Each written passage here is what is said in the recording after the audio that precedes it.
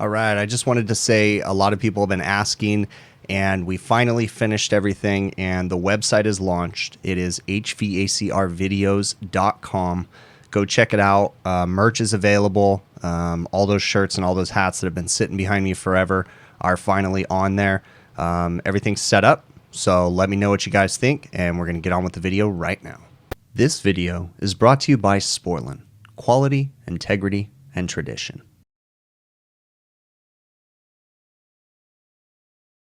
So the call came in yesterday that the beer walk-in was temping high, but it's interesting because I came in today and it's in the 40s. It's not doing too bad in here.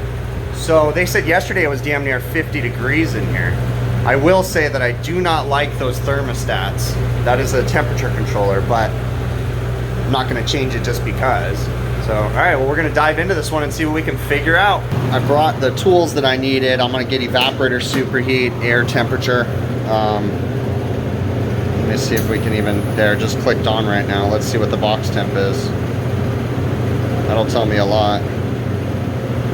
It says the box temp is 50 degrees, but I don't know if that's accurate, so we'll leave that right there because I just brought that in here, so we got to give it a minute.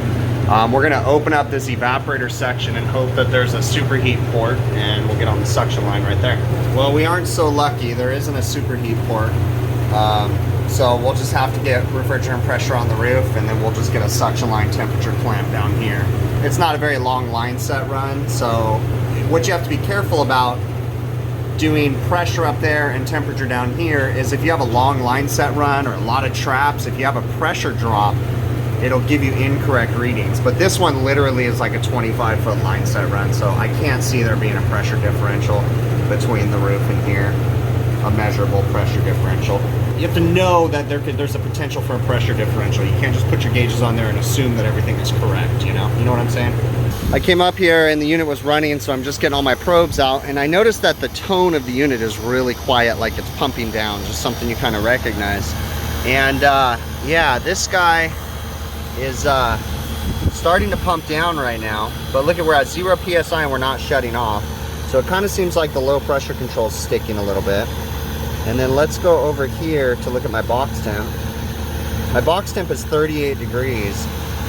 That's a little bit high to be satisfied at. So we're just gonna let it run its course and see what happens. And then we're gonna see where it turns back on. We're just gonna sit here and watch it. But yeah, that low pressure control is definitely sticking though, because it's sitting here running at 0 PSI. And I guarantee if I walk over here and tap this low pressure control, it'll probably shut right off. There you go. So we may need to make an adjustment to that low pressure control, but we're definitely gonna watch this guy and see what temperature it turns back on at. That's interesting. It shouldn't have come on so soon. It literally came up like half a degree. That's really interesting. I'm gonna do a pump down test on this guy. See where the low pressure control actually shuts out at too. I just front seated the suction service valve. And what that does is that stops the refrigerant flow, basically, and doesn't allow it to flow through the valve. So we're just testing from this point inside the compressor. So there's still pressure on this side of the valve. Well, it's not pulling into a vacuum, which kind of indicates that it could be weak. Now, something important to remember, manufacturers these days don't really recommend that you do a pump down test like this anymore. This was a very common test on semi-hermetic compressors. I have to say this all the time. So this is just another tool. I'm not going to diagnose solely off of the fact that it won't pull down past 0. But on the plus side, it won't pull down past 0, but it's also not rising, which indicates that we're not leaking through the reed. So that's a good sign.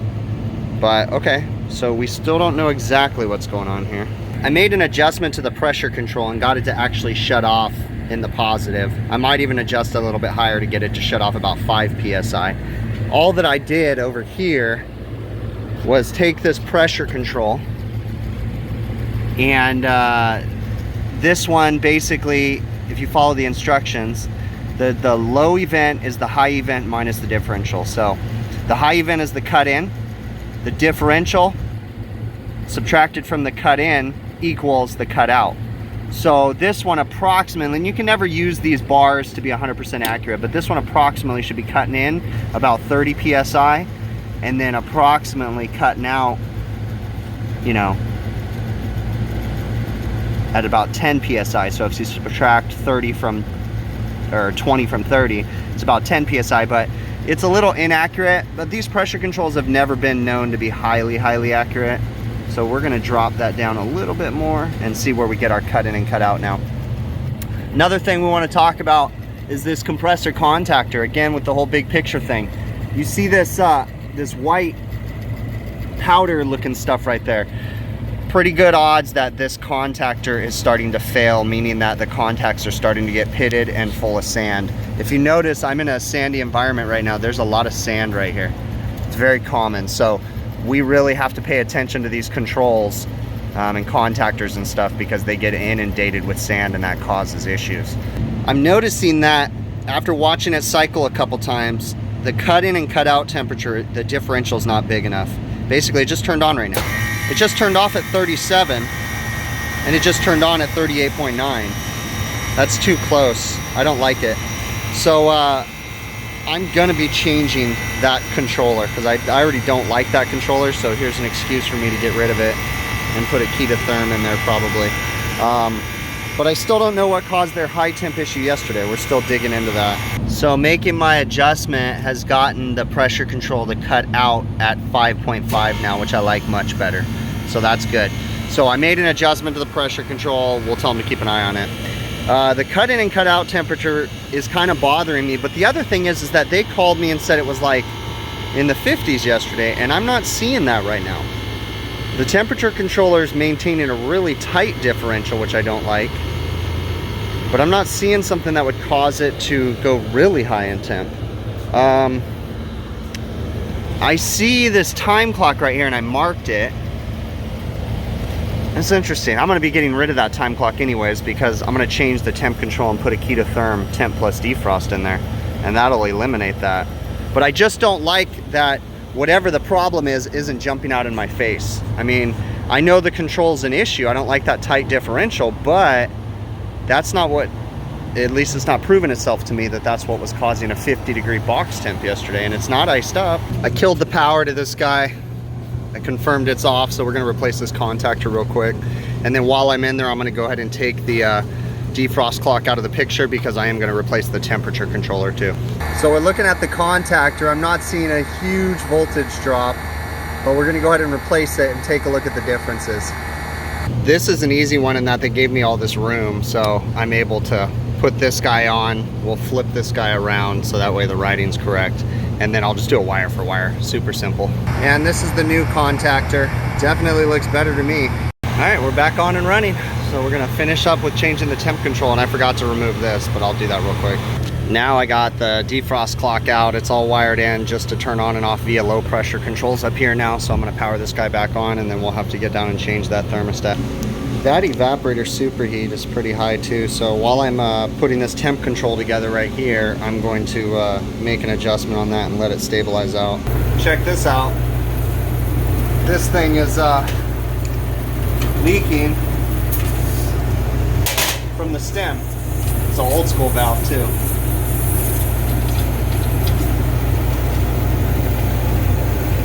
It's time to replace one thing after another, right? But no matter what, even trying to adjust it, my superheat, well, it's because I just lost pressure, but my superheat never changed. It's not 86 degrees right now though, but my pressure probe upstairs just lost pressure, or lost connection. But yeah, that valve is leaking right there, so we're gonna have to change that valve too. I'm gonna finish changing the temp control though. So what's happening is we're connecting and we're disconnecting, because I'm in the walk-in, so it loses it for a second, then it reconnects. But no matter all the, I think I adjusted that superheat spring like 8 turns out, and it's still sitting at 27, so nothing. But right now we disconnected again, so. But yeah, I'll give it a pump down, we'll size the valve and we'll replace it. But like I said, I'm gonna finish with that temp control first. Let's hope that it doesn't blow up in my face. 63.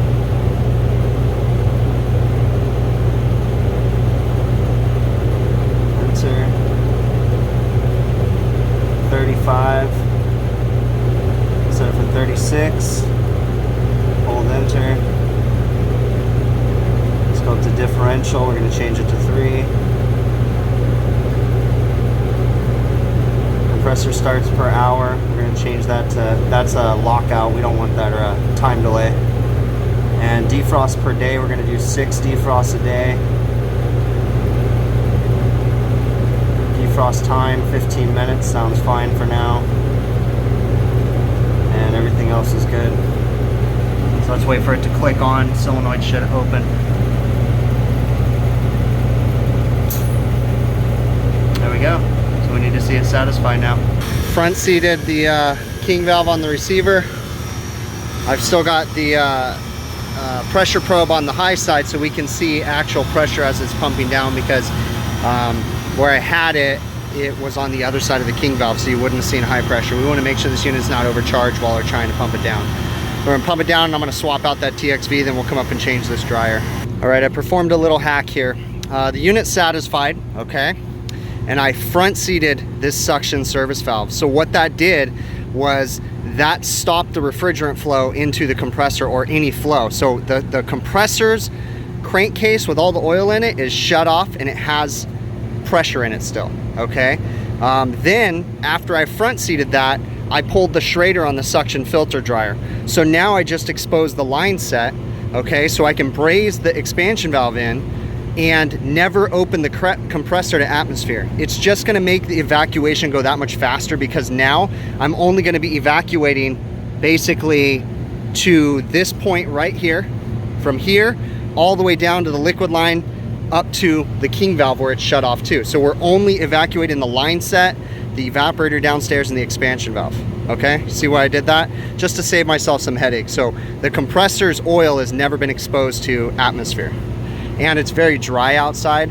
I'm not gonna have to worry about changing the suction line filter dryer so long as it doesn't have a pressure differential across it. So, all right, I've got my BQ kit here. This unit requires a 1-ton valve. So this is a 404A medium temp. We use a balance port, half to 1 ton. It's gonna be a blue cartridge. And then I'm gonna pick my body. We're gonna use a medium temperature power head, SBQE body, and bam, blue cartridge right here. So we're gonna get this guy built, grab some oil, build it up real quick, and then get this guy slapped in.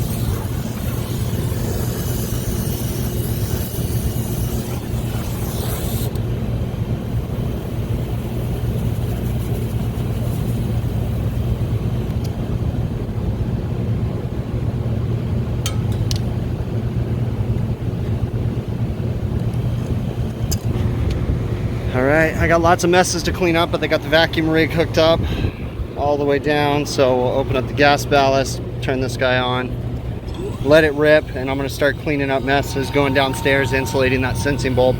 As soon as this hits 1,500, 1,000-ish microns, I'll close down the gas ballast on the machine. These bozos that installed this coil, 20 years ago, installed the P-trap right there with no good place to put the sensing bulb. So it's making pretty good contact. I made sure I cinched it down, and I'm going to insulate it really well, but it is not a perfect situation here. See how it's kind of sticking off? I wish it would be better, but there's not really much better to do. I mean, I can mount it on the riser, but I think it'll be okay right here. It sucks though, like this is why people don't think about us when, they're doing installations. They did it this way so they could get that perfect look, but then there's no room to mount the sensing bulb. Dumbasses. Check out that superheat. 11 degrees, it's perfect. I keep losing and connecting on the high side just because I'm in the walk-in box, but expansion valve looks good. It's feeding properly, nice and clean. I'm a happy camper. So box temp is almost down to temp. It's at about 44 degrees. We're gonna watch it satisfy, but yeah, we're gonna call this one good. By the way, that expansion valve was a 2-ton expansion valve. It's very common on these old coils. When they used to do installs, especially from the mid-90s before, everything was oversized, dramatically oversized. So this expansion valve now is a 1-ton valve. This is I think it's just 7,000 BTU coil, or just under 7,000 BTU evaporator coil. Yeah, 6,200 BTUs. So I ended up putting a 1-ton balance port on here.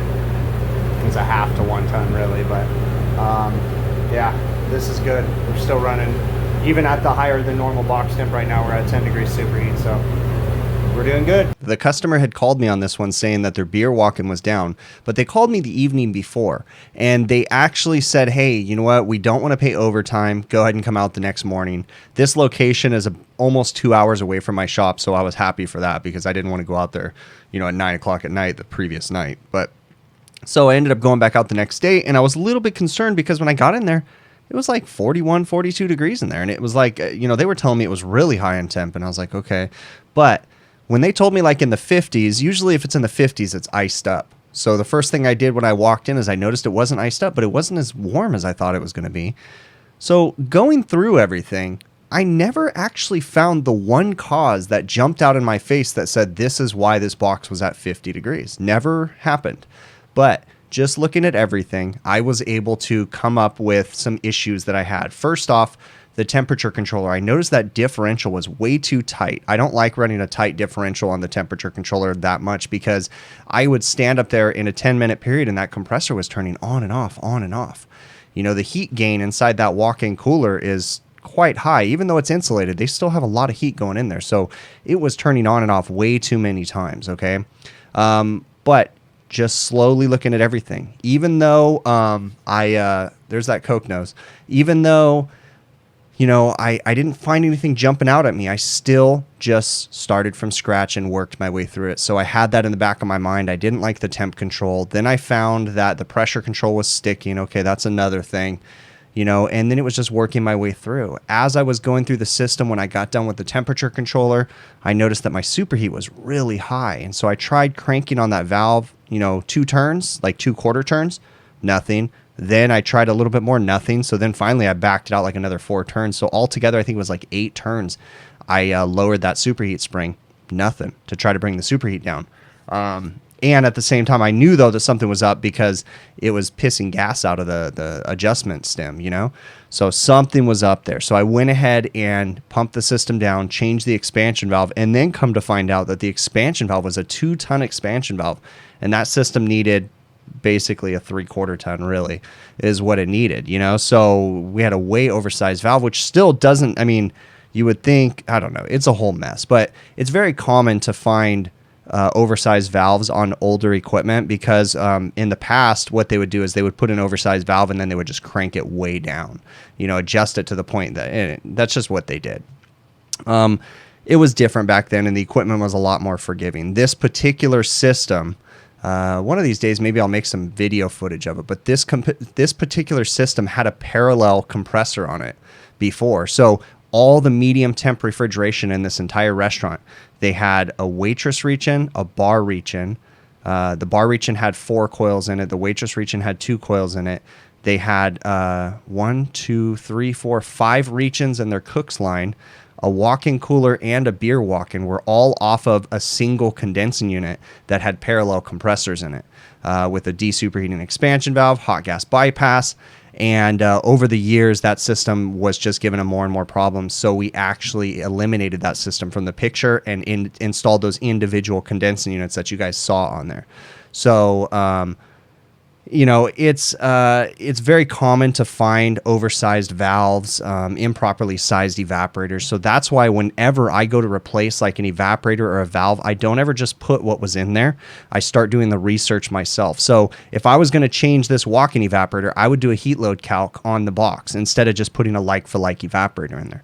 Same thing with the expansion valve. I looked at the tonnage, I looked at the valve, and I was like, that's not right. So I put what belonged in there, okay? And you guys saw, I didn't even have to adjust on that expansion valve. We already had, 12 degrees superheat on startup, and then it dropped down to like 10 degrees when I was leaving. So everything was good. So, but again, customer was part of the whole decision-making process the entire time. And I warned them, hey, whatever the issue that caused that thing to take a dump the day before, it never proved itself. I mean, there's lots of things that could have been part of it, but nothing jumped out in my face and said this was the absolute problem. So I was very forthcoming with the customer about that, made sure it was documented on the invoice. Hey, keep an eye on it. It's now been 4 days since I was there. Made sure, everything is working as good as possible. They haven't complained, so all is well. Really, really appreciate you guys taking the time to watch these videos. Keep in mind, Monday evening, 5 p.m. Pacific, I'm going to be going live on YouTube. And like I said in the beginning of the video, guys, the merch is now available on the website, HVACRvideos.com. Check it out and, help support the channel if you guys so choose to. All right. I really, really appreciate you guys, and we will catch you on the next one.